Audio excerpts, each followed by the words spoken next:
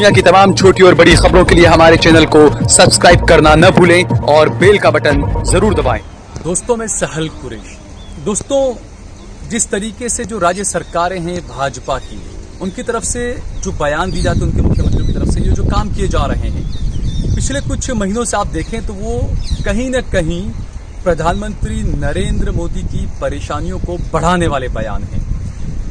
अलग अलग राज्यों से बयान आते थे। उत्तराखंड के मुख्यमंत्री कुछ कह देते थे, हरियाणा के मुख्यमंत्री कुछ कह देते थे, उत्तर प्रदेश के मुख्यमंत्री कुछ कह देते थे, मध्य प्रदेश के मुख्यमंत्री कुछ कह देते थे, समझ में आता था।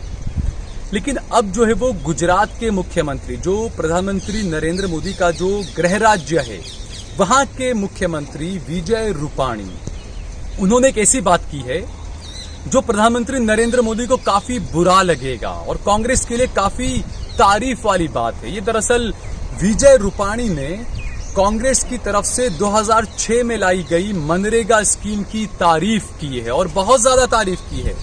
उन्होंने ये कहा है कि जो लॉकडाउन रहा, उस लॉकडाउन में जो प्रवासी मजदूर थे, जो अलग अलग बाहर के राज्यों में या बाहर किसी और शहरों में बस रहे थे, जब वो वापस से गुजरात आ गए तो मनरेगा उनके लिए उनकी जीवन की डोरी के समान काम किया मनरेगा ने।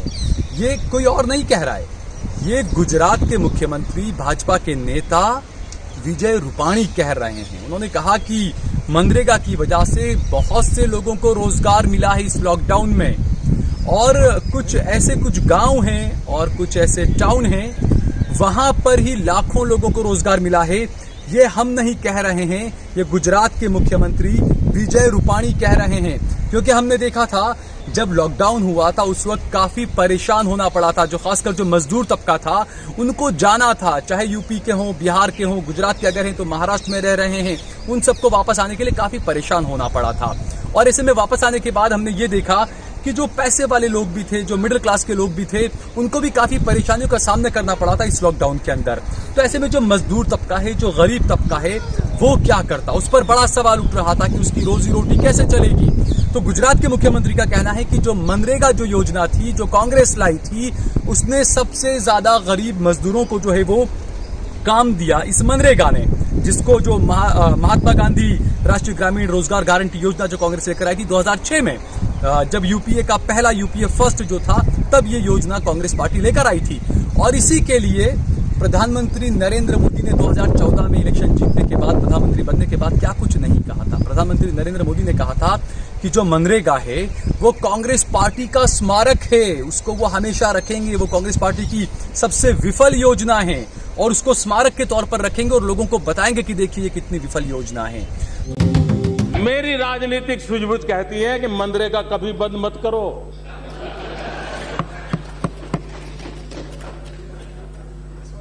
मैं ऐसी गलती नहीं कर सकता हूं,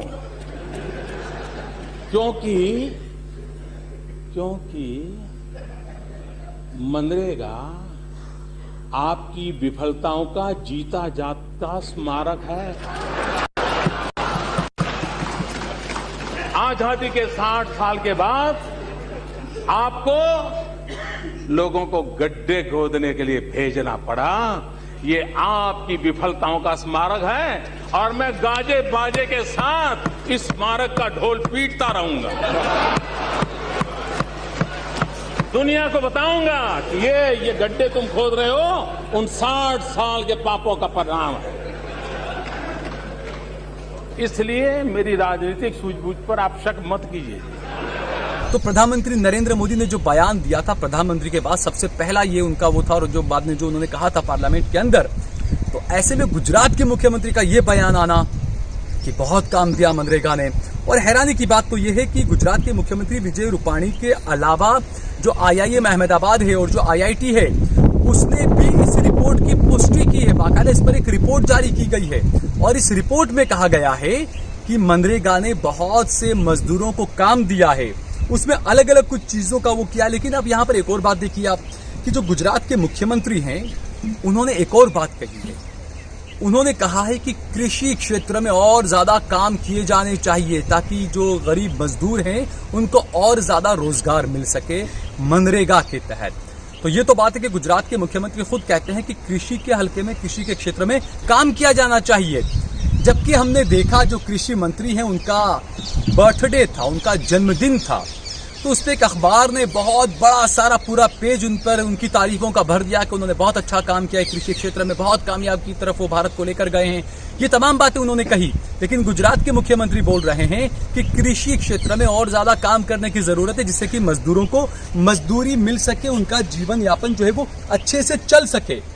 आपको जैसा हमने बताया कि 2006 में कांग्रेस पार्टी ये जो लेकर आई थी, इस पर अब जो गुजरात के मुख्यमंत्री ने जो दावा किया है कि मनरेगा से रोजगार मिला है, उस पर द इंडियन एक्सप्रेस की एक रिपोर्ट है। उस रिपोर्ट में गुजरात में मनरेगा के तहत सबसे ज्यादा मजदूरों का जुड़ाव दाहोद में रहा है और कहा यह जा रहा है कि महज दाहोद के अंदर ही 2,38,000 मजदूरों को मनरेगा से रोजी मिली है और रोज का तकरीबन 200 रुपया जो है वो गरीब मजदूरों को लॉकडाउन के अंदर मिला है मनरेगा की वजह से। तो आप सोचिए कि जो गरीबों के लिए जो स्कीम लाई गई थी, उसको प्रधानमंत्री नरेंद्र मोदी ने क्या क्या नहीं कहा था, मनरेगा पर किस तरीके से उन्होंने सवाल उठाए थे। तो यहाँ पर सवाल ये उठता है, यहाँ की बात हमको समझनी चाहिए कि हम जब किसी का विरोध करते हैं तो हमें सिर्फ विरोध करने के लिए विरोध नहीं करना चाहिए, हमें कुछ रीजन होना चाहिए हमारे पास में जेन्युइन, उसके बाद हमें उसका विरोध करना चाहिए।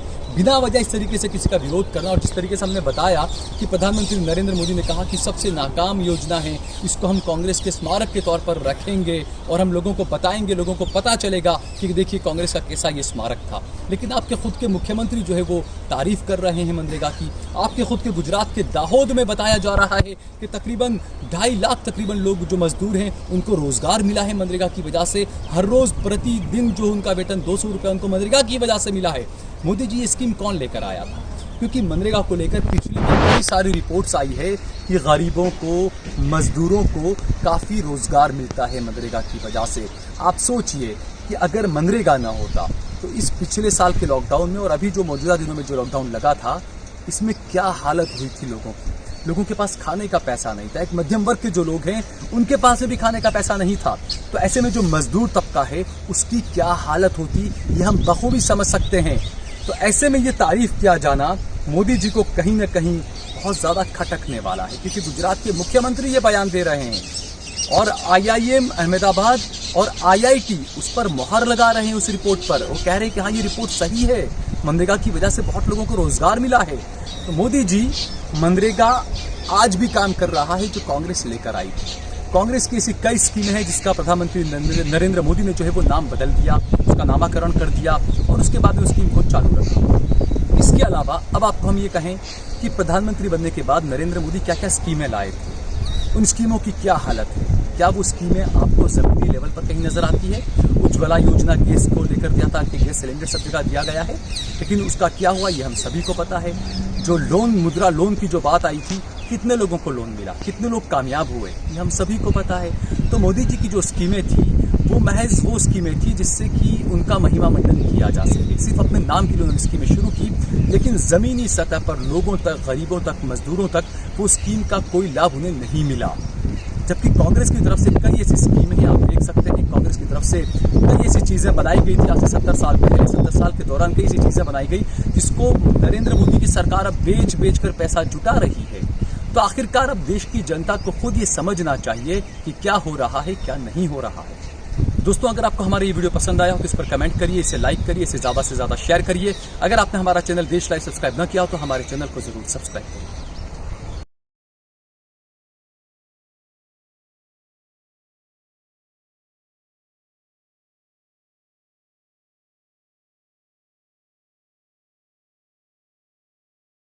आप देख रहे हैं देश लाइव, देश की आवाज।